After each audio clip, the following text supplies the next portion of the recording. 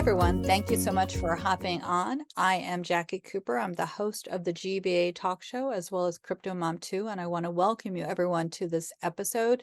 Definitely remind everyone, please like and subscribe it and share it out with your friends because there are so many wonderful episodes that are coming up.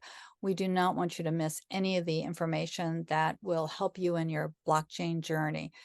I am here today with a very special woman who's been in this space for a while, and she has an abundance of knowledge, and I've loved speaking with her. Today, we're going to be talking about the GBA and its mission and everything that it's involved and the reason why you should definitely join the GBA. But before I hop over to her and we talk about her wonderful journey, I'll share a little bit about mine. For those that have heard this before, I apologize, but for those that are new to the show and to the GBA, my background is that I'm an attorney, but I'm also an educator in the special education space, and I'm also an entrepreneur. So I have worn many hats. And in the education side, I'm also an author. And I believe that in order for us to take this journey in the blockchain space, which includes cryptocurrency and NFTs and the metaverse and everything else that's being developed, we have to be knowledgeable about the risks as well as the rewards. And with that, I'm going to just share some disclaimers because we always have to do disclaimers. These shows are educational. They're not financial advice. They're not investment advice. They're not legal advice. We welcome you to talk to your own personal advisor and also invite your advisors to join the GBA because we have many events that go on. So everyone who is in the traditional community really needs to understand more about decentralized finance and the blockchain and the world that is coming and is already here. So with that, I want to welcome Carmen Crypto to the space. And I want to ask that you share with everyone who's listening because we have it on the audio side as well as those that are on the video side. So a little bit more about your background, how you came to this space, and what you think your own personal mission is, because I know that you are a mentor to many. First off, thank you so much for having me on the show. Much love to you and your audience watching. Sharing my story, I think, has been more impactful nowadays than it was earlier on in the career. But I think that my journey is like many retail investors in this space. It just so happens that, about 2.5 years later, I'm able to teach others what I have learned and uncover and help protect them from the scars that I have endured, kind of playing around in this space. January 10th of 2021 is when I signed up for my first Coinbase account, and it was with the enticement of $5 of free Bitcoin. I was on vacation from my retail job as a sales leader, and I didn't have anywhere to go. So I figured I'd learn something new.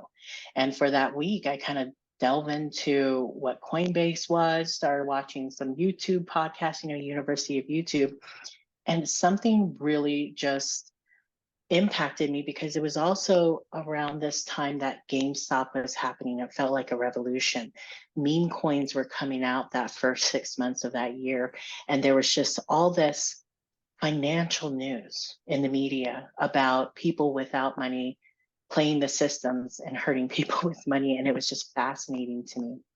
Now, fast forward about 6 months after January, I started to understand that some tokens that I was starting to be exposed to through the power of algorithm on social media were things that I couldn't find on the centralized exchanges that at that time I was transacting on. So by that summer, I found myself in the DEXs. By Q3, I was now helping teams run tokens. Now, as smart as I think I am, I was still getting rugged, ruined, and wrecked. But I'm a Vegas girl, so I wasn't playing big bets. But I do think as an early adopter of technology all throughout my life, I understand that You don't place big bets, but you try to understand, how does this work? My journey's, further expanded out to trying different roles in this space. So yes, I've been a mod. Yes, I've been an admin. I've been a COO of a token. I have written articles in this space about launching tokens and understand that system. I have sold audits before, any marketing systems. I tried every single role, even an AMA host and Twitter hosting. And I degen my way into replacing my career income with a stable income in this place. Today, I am a head of business development for a decentralized exchange. And I'm also secretary of the Global Blockchain Foundation, which is a kind of sister component to the Government Blockchain Association. I'm relentless. And I think that there are many people who have found a velocity in their career to achieve, but unfortunately has to have a lot of failure in that to elevate to the next ladder step. So unfortunately, I've learned a lot from a lot of failure, and I've watched a lot of failure, I've watched a lot of people get scammed, but I've also met some fantastic people that are our tribe, that understand the impact that this technology can make. And even though a lot of us don't have all the answers, and we're still trying to observe as much and digest as much information as we can, I think what we understand is that there's some really big topics that we need to talk about in terms of what can we do with this tool, what things from Web 2 should remain, in our systems for the future, and what things should go away. And if we can uncover transparency and truth.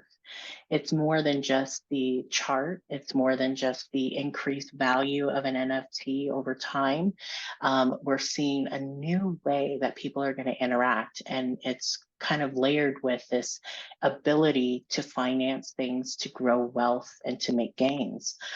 So for that, there's a lot of emotion in there. And we have a lot of uncertainty and not a lot of education. So people like us standing in front of an audience like this, trying to give them the best experience that we've had, I hope protects them from the things that I've experienced. So I know in every conversation that I have with someone, whether it's through the GBA or through someone else in the community, different terms are mentioned, and there might be their listeners who don't understand what the terms are. So I wrote down a few so we can kind of explain. There might be those who are listening that are very comfortable with the terms, but still it's always good to review and refresh. So you mentioned DEX.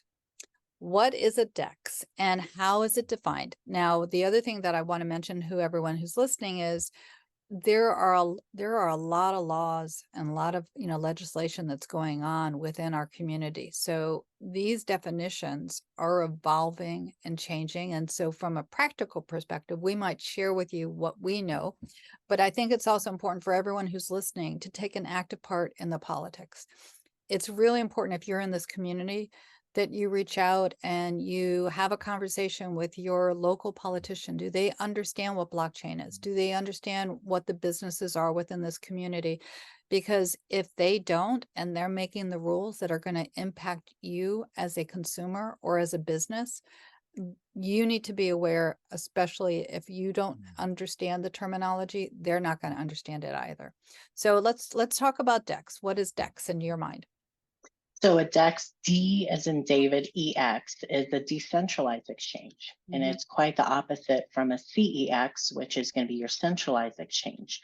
Now, when I hang out with the builders in this space, and what I say by builders, owners, founders, CEOs, teams of tokens and NFTs, they need to make a decision on how they're going to be offering their token supply, right? So CEXs need to be understood as centralized institutions, and they're the big ones. Some big names would be, Crypto.com, Coinbase, Binance, and things like that. They're categorized by their tiers based on how much volume they run. So you can have a tier 3 or something like Bitmart, right? And so different centralized institutions are going to have separate, different qualifications and standards for the types of tokens and projects that they list. Oftentimes, a founder, when they consider going and having their token available on a CEX, that to take a couple of things into consideration. There may be standards in terms of how much daily volume they need to have, how many holders they have, and then there has to be a cost associated with their application. This is a barrier to entry that sometimes is really difficult when you take a look at how much money a company on chain needs to have in order to qualify and be able to afford to launch their token on something like crypto.com. It's a huge cost. This is why we have decentralized exchanges. Because the barrier to entry to launch your token on a decentralized exchange could be less, far, far less. Now, a huge major difference between a CEX and a DEX also is where your tokens and assets are being held. When you interact with a centralized exchange, your tokens are held within that wallet unless you buy them and move them to a non-custodial wallet. So this is why we see a lot of concern when it comes to consumer privacy and protections when big exchanges fail, because as an investor, if you hold your assets there and they stop trading, you can no longer transact or take full ownership over your assets. On a decentralized exchange, they don't hold your tokens on there. It's basically a tool to help you transact and swap. So founders will take a supply and pair it up with a native token that's associated with the decentralized exchange. And then through that swap, investors can come in and trade their token for token, their coin for token. From there, decentralized exchanges really hold a different type of philosophy because they're not, through that transaction, they're not holding your assets. If you are going to buy a Binance-based token, you're going to take your BNB, you're going to use that DEX, and you're going to swap it for the token that you want to purchase. That token does not live in a wallet that's attached to the decentralized exchange. It's going to go directly to your own personal wallet. So now it's up to you to protect it and to understand the security best behaviors so that you don't put your wallet at risk. Because if it is lost from your wallet, there's nobody there to help you with that. And that makes decentralized exchanges kind of intimidating for people because there's no customer support and all these other luxuries that we have in all the other ways that we transact with fiat. You can buy something. If something went bad, you can call the bank and they'll protect you and get it refunded, and then you got to go to court and fight it all out, right? But there's protections for consumers for that. But the good news is that by running on decentralized exchanges, when you understand the behaviors and things to do to protect yourself, the glorious freedom of really being able to own your own assets, I think, is something that is not available to us in other institutions, and it's a great thing for us.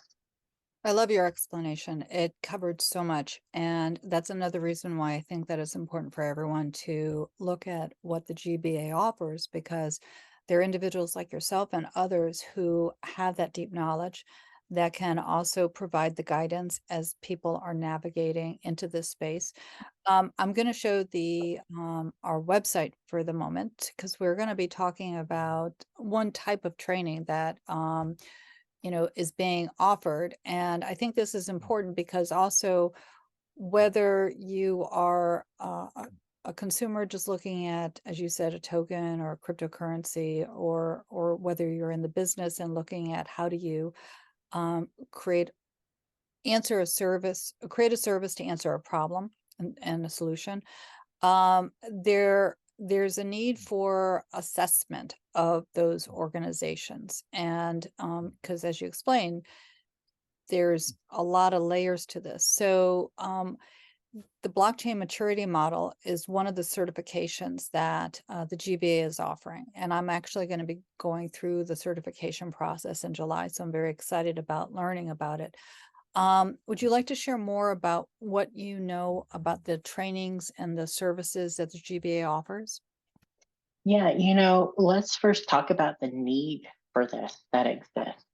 In the space of blockchain, and especially the monetization of that technology, there's a low barrier to entry. In fact, almost no barrier, but a small amount of funds in terms of any person deploying a smart contract and creating a community and taking investors' money. Because of that, when investors come into this space and they don't have all of the education or all of the right support or don't even know what resources to trust, it puts them at risk at putting their money into things that are inauthentic, maybe scammy, or things that really aren't viable, right?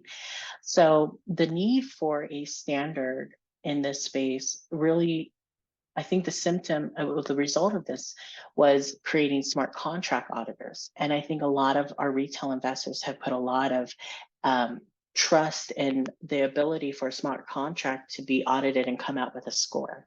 Now, a lot of people in this space that interact and transact do not code.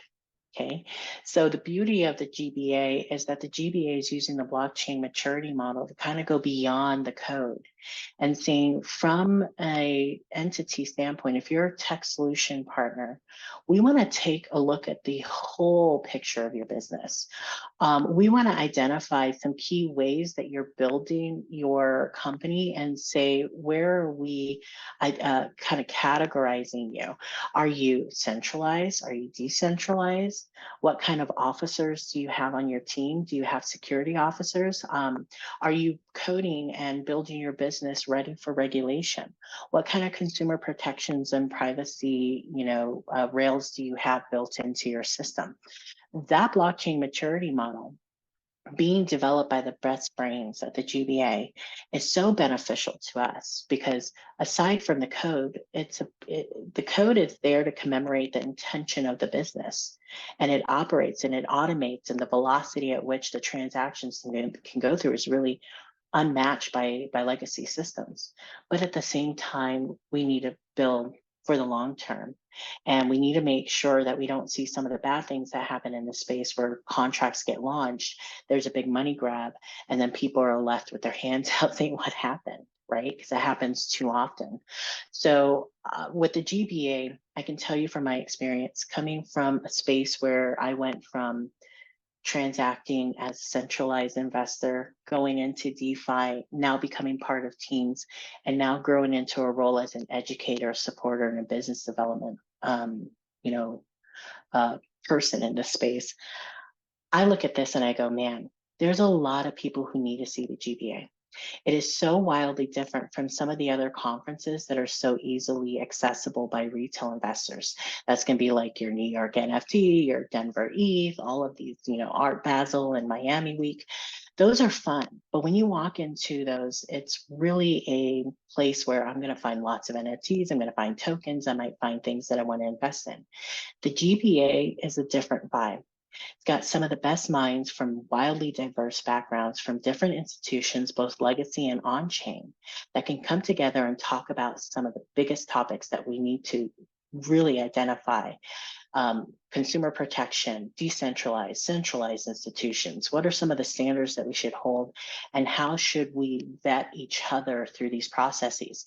And when we find great entities that could help us, elevate how we use our tools from Web 2 and bring them into the Web 3 future, well, we have the ability to really hash out some of the philosophies of what should stay and what should go.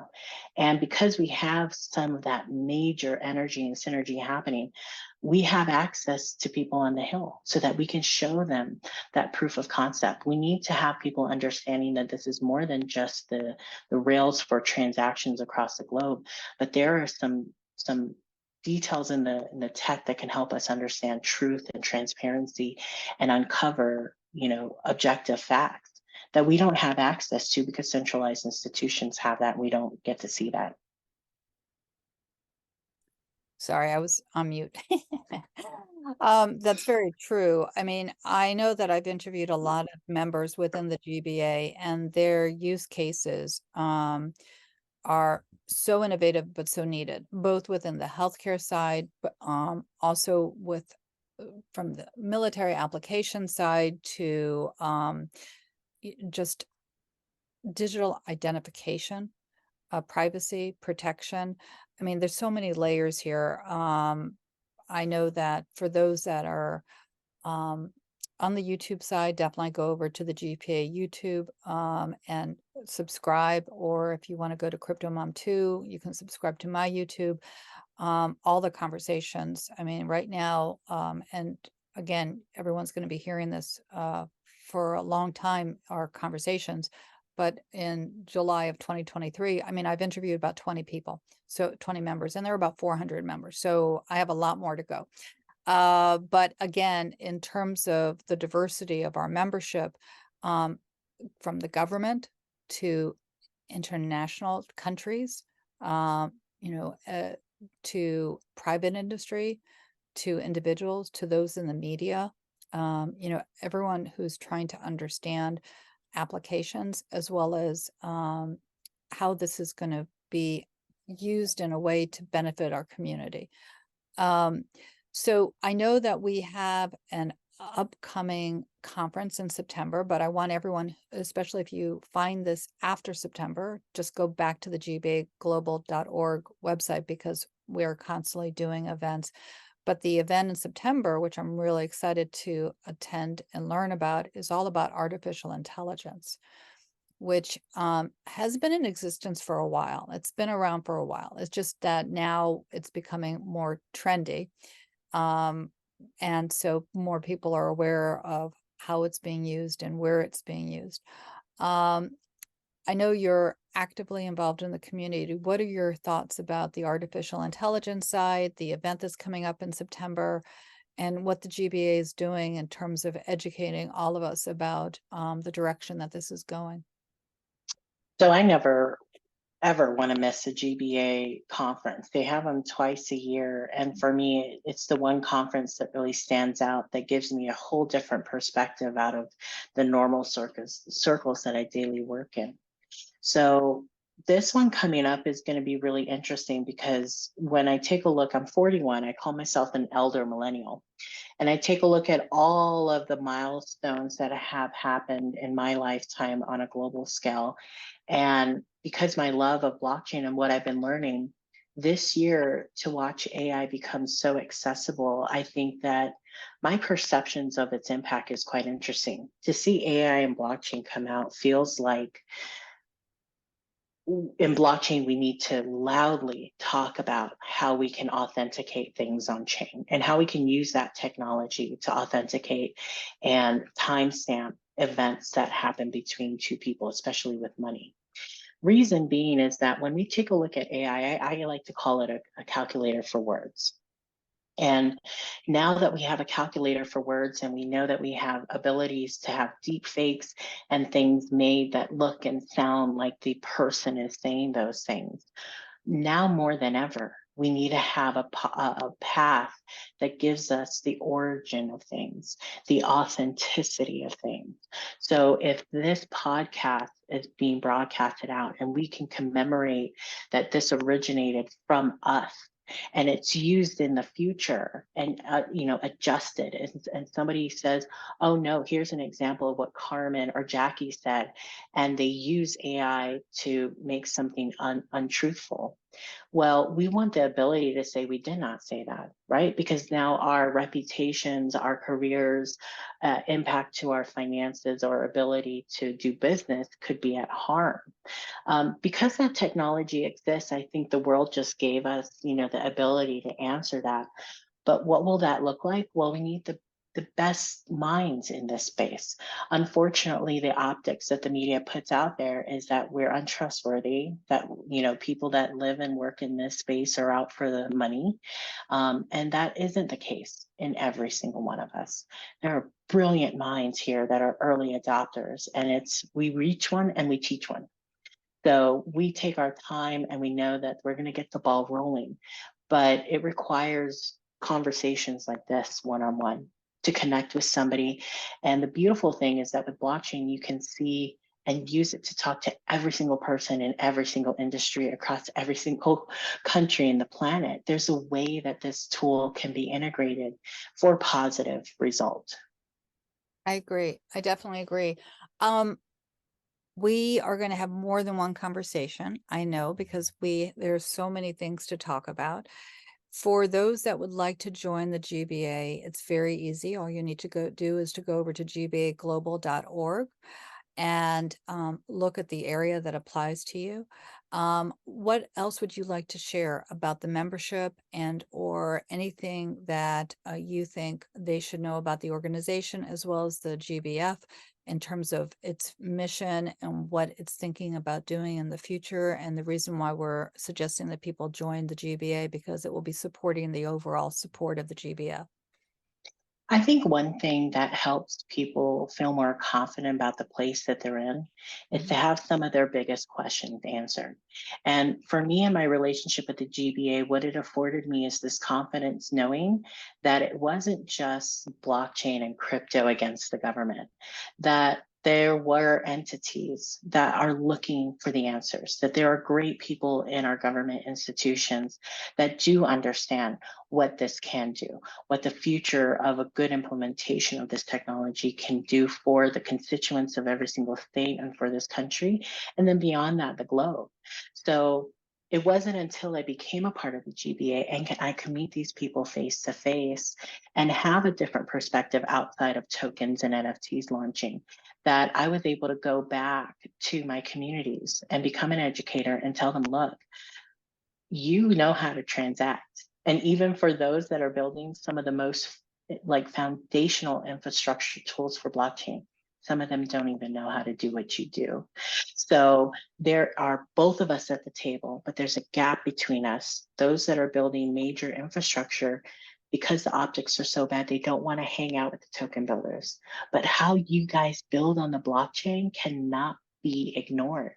So I encourage everyone, take you, like, as much as you go to all the NFT conferences around the country, take a shot, become a member, and get more educated. Take the BMM training when you can. Even if you work for an entity, see if your entities can help, expand your education and your knowledge by understanding some of these systems. It's not just something we're putting out there. These are things that we're working hard to get adopted by big global institutions so that we can truly set a standard. So if anything, you can get exposed to some of the things that we are building, and maybe it'll help influence you in a positive way, where you take a second thought in what kind of investor or what kind of employee you are in the blockchain. Together, when we align our philosophies and can agree on the standards that we should have, then we put that down and we take the next step. So I want to see the velocity of this move in a forward direction, with everybody coming to the table to put their piece in and their 2 cents, so we can build the best tools as we go forward. I agree with that. I also want to share that, when I went to the last event, which was in May, there was so much that I learned, and also about the individuals and entities. For example, I did not know that the United Nations was using blockchain to, within their pension side. So there are organizations that you would not normally think of that have already adopted and are integrating, and this is showing the standardization. And again, that's another reason why we need to have more individuals at the conferences, so there can be this conversation about where else it can be applied and how else can we teach more people about it. So I definitely support what you were saying about both the blockchain maturity model training as well as the joining. So for everyone who's listening, the links will be embedded below for sure. And if you have any questions, you can reach out to myself or to Carmen, and we're happy to answer the questions and also point you in the direction of other individuals who can also connect with you in the GBA. And again, subscribe to the GBA YouTube, subscribe to the talk show. This is how you're going to, in addition to joining, this is going to how you're going to learn more about who the members are and the diversity of the projects that they're working with. And as I always say at the end of all my shows, be kind to yourself, be kind to others. We're also interconnected and we're all part of one world. Thank you and have a great day.